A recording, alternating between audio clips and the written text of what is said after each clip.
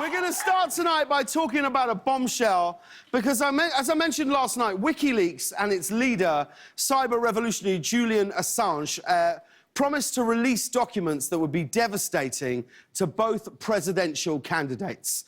And, well, they finally made their announcement at 3 a.m. last night, and you will never guess what they released. Nothing. It was nothing. It was just nothing. They taunted us for weeks about an October surprise. The only surprise was that there was no surprise. I guess technically they're right, I am surprised, but this is how much of a bust this was. As of this morning, we've received as much exciting election material from WikiLeaks as we have from Real Housewives of Atlanta star Nene Leaks. Today, Hillary responded to the big surprise by saying, look, I know this makes me look bad. I am very sorry. Wait, he didn't release anything. Nothing. Forget it. Peace out.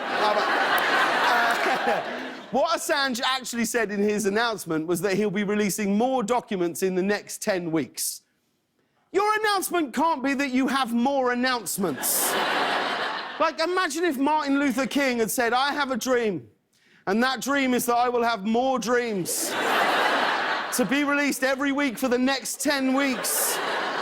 But people were really upset that Assange's announcement lacked substance. Previously, the most upsetting part of Julian Assange was his kind of wizard mullet. I mean, seriously, he looks like a guy who would try and have sex with you by performing a magic trick.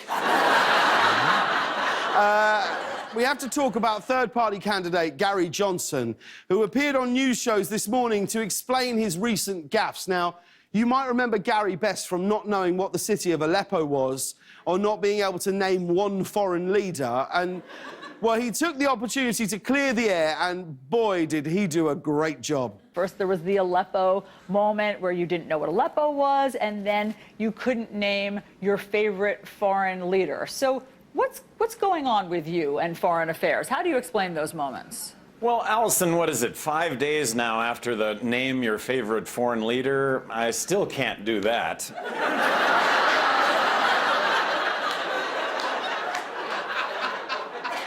5 days later, he says he still can't name a foreign leader, but maybe we're being unfair. Like, we're asking a guy to name his favorite foreign leader when there's not even any evidence this guy can comb his hair. It's fine.